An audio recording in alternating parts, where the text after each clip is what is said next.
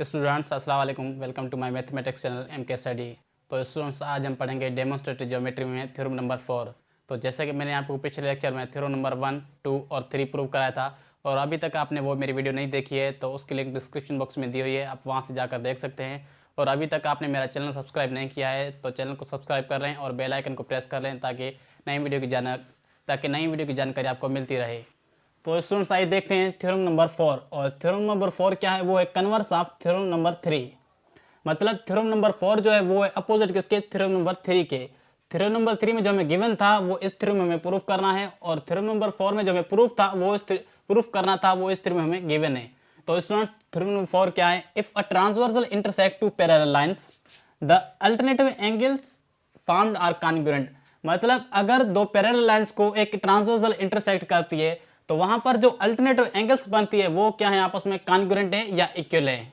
तो आइए देखते हैं हम पैरेलल लाइंस किसे कहते हैं। पैरेलल लाइंस हम उस दो लाइंस को कहते हैं जो आपस में किसी भी पॉइंट पर मीट नहीं करे और उन दोनों के बीच में क्या हो, डिस्टेंस इक्वल हो और वो कोप्लेनर हो। तो सपोज करें ये L और M हमारी क्या है, ये दो पैरेलल लाइंस हैं और ये आपस में किसी भी पॉइंट पर मीट नहीं करेंगी और ये क्या है, कोप्लेनर है, एक ही प्लेन पर है। और ट्रांसवर्सल इंटरसेक्ट क्या है, इन दोनों लाइंस को दो डिस्टिंक्ट पॉइंट पर इंटरसेक्ट करें तो उसे हम क्या कहेंगे, ट्रांसवर्सल इंटरसेक्ट कहेंगे। तो ये जो एन लाइन है, एन लाइन ये क्या है, हमारे ट्रांसवर्सल इंटरसेक्ट है। तो ये जो एम और एन, एल और एम दोनों लाइंस को क्या कर रही है, दो डिस्टिंक्ट पॉइंट पर इंटरसेक्ट कर रही है। तो एन लाइन क्या है, हमारी ट्रांसवर्सल इंटरसेक्ट हुई।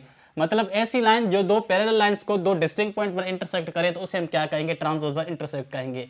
और पैरेलल लाइंस ऐसी दो लाइंस जो कोप्लेनर हो और वो आपस में किसी भी पॉइंट पर मीट नहीं करे तो उसे हम क्या कहेंगे, उसे हम क्या कहेंगे, पैरेलल लाइंस कहेंगे।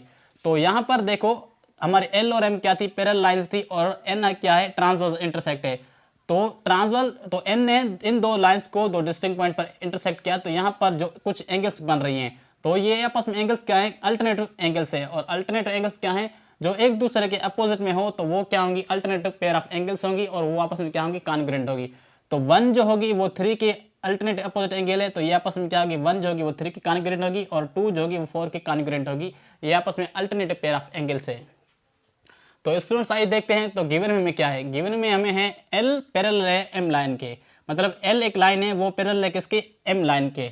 तो ये मैं गिवन में फिगर में आप, तो फिगर में देखिए L जो लाइन है वो किसके पैरेलल है, M लाइन के। Line N intersect them at a point A and B respectively. और फिर जो एक N लाइन है वो इन दोनों लाइंस को, L को और M को दो डिस्टिंक्ट पॉइंट पर इंटरसेक्ट कर रही है और वो पॉइंट्स क्या है, B और A। इन दोनों पॉइंट्स पर L और M को N लाइन इंटरसेक्ट कर रही है दो डिस्टिंक्ट पॉइंट्स पर रेस्पेक्टिवली। प्रूव क्या करना है, तो प्रूव डेट एंगल 1 कॉन्ग्रुएंट है किसके, एंगल 3 के, एंड एंगल 2 जो है वो कॉन्ग्रुएंट है किसके, एंगल 4 के। तो यहाँ पर जो एंगल बन रही है अल्टरनेटिव पेयर ऑफ एंगल्स, तो मतलब एंगल 1 जो है वो किसके कॉन्ग्रुएंट है, एंगल 3 के, और एंगल 2 जो है वो कॉन्ग्रुएंट है एंगल 4 के। बेसिकली हमें यही प्रूव करना है इस थ्योरम में।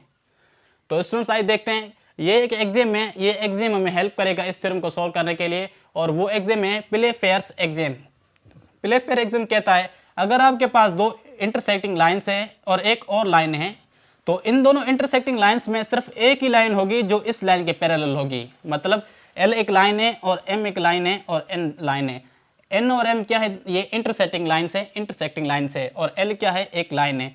तो इन दोनों लाइंस में सिर्फ एक ही लाइन होगी जो L के पैरेलल होगी, पर दोनों लाइंस पैरेलल नहीं हो सकती। या तो L जो होगी वो M के पैरेलल होगी या तो L जो होगी N के पैरेलल होगी, पर दोनों पैरेलल्स नहीं होगी। तो बेसिकली यही कहता है Playfair axiom. Means both of the two intersecting lines can not be parallel to the same lines. मतलब इन दोनों इंटरसेक्टिंग लाइंस में दोनों इस लाइन के पैरेलल नहीं हो सकती, इन दोनों में सिर्फ एक ही होगी जो इसके पैरेलल होगी। या तो ये पैरेलल होगी, N होगी या M होगी, पर दोनों नहीं हो सकती ML लाइन के। तो बेसिकली यही प्लेफेयर एग्जाम कहता है। तो स्टूडेंट्स आइए देखते हैं प्रूफ, और प्रूफ में हम क्या करेंगे, टेबल बनाएंगे और टेबल में हम स्टेटमेंट और रीजन देंगे। तो स्टूडेंट्स आइए देखते हैं प्रूफ में। तो प्रूफ में क्या है, सपोज एंगल 1 जो है वो कॉन्ग्रुएंट नहीं है एंगल 3 के, बट एंगल 1 कॉन्ग्रुएंट है किसके, एंगल ABC के। ये जो हम एंगल 1 जो कॉन्ग्रुएंट नहीं कह रहे हैं ये हमारी सपोजिशन है, या ये हम अजम्पशन कर रहे हैं कि एंगल 1 जो है कॉन्ग्रुएंट नहीं है एंगल 3 के, ये हम सपोज कर रहे हैं या हमारी अजम्पशन है। पर एंगल 1 जो है वो कॉन्ग्रुएंट है किसके, एंगल ABC के। तो स्टूडेंट्स फिगर में देखिए यहाँ पर जो हमने ये कंस्ट्रक्शन की है सी लाइन की, ये हमारी कंस्ट्रक्शन है। ये जो इस पॉइंट से क्रॉस करके जा रही है तो यहाँ पर एक एंगल बन रही है। पहले तो एंगल 1 जो थी वो एंगल 3 के कॉन्ग्रुएंट थी, इक्वल थी। पर जब हमने ये कंस्ट्रक्शन की सी की तो ये जो हमारी एंगल जो हमारी 3 थी, पहले तो ये हमारी एंगल 3 कंप्लीट एंगल थी। अब ये 2 पार्ट्स में डिस्ट्रीब्यूट हो गई है। एक हमारी एंगल 3 हो गई है और एक हमारी एंगल हो गई है ABC। तो इसे हम किसका नाम देते हैं? एंगल 5 का नाम। मतलब हमारी एंगल ABC जो है वो किसके इक्वल हो गई? एंगल 5 के। तो हमारी एंगल 1 जो है वो किसके कॉन्ग्रुएंट होगी? एंगल 1 के। मतलब एंगल 1 जो है वो किसके कॉन्ग्रुएंट होगी? एंगल ABC या एंगल 5 के। क्योंकि हमने एक कंस्ट्रक्शन की, हमने एक लाइन ड्रा की सी जो इसके मिड पॉइंट से क्रॉस कर रही है, पर वो जो लाइन है इस M लाइन पर लाई नहीं कर रही है, ये हमने अलग ही लाइन ड्रा की है। तो where BC does not lies on M, तो ये जो BC लाइन है वो M पर लाई नहीं कर रही है, ये एक अलग ही लाइन है, ये हमने कंस्ट्रक्शन की है अपनी तरफ से। तो स्टूडेंट्स आइए देखते हैं स्टेटमेंट और रीजन में। स्टेटमेंट नंबर 1 में क्या है? सिंस एंगल 1 जो है वो कॉन्ग्रुएंट है किसके? एंगल ABC के। तो आप फिगर में देख सकते हैं, पहले जो हमारी एंगल 1 थी वो 3 की कॉन्ग्रुएंट थी, पर जब हमने कंस्ट्रक्शन की, एक लाइन ड्रा की सी, तो हमारी एंगल 3 थी वो 2 पार्ट्स में डिस्ट्रीब्यूट हो गई। तो हमारी एंगल जो 1 अब होगी वो किसकी कॉन्ग्रुएंट होगी? एंगल 5 के। मतलब एंगल 1 जो होगी वो एंगल ABC की कॉन्ग्रुएंट होगी, ABC के कॉन्ग्रुएंट होगी। मतलब हमारी एंगल 1 जो होगी वो किसके कॉन्ग्रुएंट होगी? एंगल ABC के। और हम रीजन में क्या लिखेंगे? और रीजन में हम लिखेंगे हमारी सपोजिशन है, क्योंकि हमने ये अज्यूम किया है बाय सपोजिशन। देखते हैं स्टेटमेंट नंबर 2 में, therefore L parallel to BC। तो L लाइन जो है वो पैरेलल किसके? BC के। मतलब जो हमने कंस्ट्रक्शन की, तो अब हम सपोज कर रहे हैं कि L जो लाइन है वो किसके पैरेलल है? BC के लाइन के पैरेलल है। और रीजन में क्या है? Angle 1 and angle ABC are congruent. तो जब हमने कंस्ट्रक्शन की तो हमारी एंगल 1 जो है वो किसके कॉन्ग्रुएंट हो गई? हमारी एंगल ABC के या एंगल 5 के कॉन्ग्रुएंट हो गई। मतलब ये आपस में क्या हो गई? इक्वल हो गई। और आप रीजन क्या देंगे? From theorem number 3। तो थ्योरम नंबर 3 में क्या था? जो हमारे अपोजिट पे अल्टरनेट पेयर ऑफ एंगल्स बन रही थी, तो वो आपस में क्या थी? इक्वल थी या कॉन्ग्रुएंट थी। तो इसी वजह से हमारे एंगल 1 जो होगी वो एंगल ABC की क्या होगी? कॉन्ग्रुएंट होगी या इक्वल होगी। और स्टेटमेंट नंबर 3 में क्या है? But L parallel to M। तो हमारे L लाइन जो है वो पैरेलल टू M है। और ये क्या है? रीजन में क्या है? गिवन। ये हमें थ्योरम में, इस थ्योरम में गिवन है कि L जो लाइन है वो क्या है? Parallel to M। ये इस थ्योरम में हमें गिवन है। और स्टेटमेंट नंबर 3 यही कहती है कि L जो है लाइन पैरेलल टू M है, और ये हमें थ्योरम नंबर 3 में गिवन है, और ये इस थ्योरम में हमें गिवन है। और स्टेटमेंट नंबर 4 क्या है? L is parallel to two intersecting lines M and BC which is impossible. L जो लाइन है वो इन दो इंटरसेक्टिंग लाइंस के पैरेलल से नहीं हो सकती, ये इम्पॉसिबल है। इम्पॉसिबल क्यों है? By Playfair's exams. तो मैंने प्लेफेयर एग्जाम में आपको बताया था कि अगर दो इंटरसेक्टिंग लाइंस है और एक और लाइन है, तो जो L हमारी लाइन है वो इन दोनों लाइंस के पैरेलल नहीं हो सकती, इन दोनों में एक के पैरेलल हो सकती है। या तो L M के पैरेलल होगी या तो L N के पैरेलल होगी। तो सेम वे से L जो है या तो वो BC के पैरेलल होगी या तो वो M के पैरेलल होगी।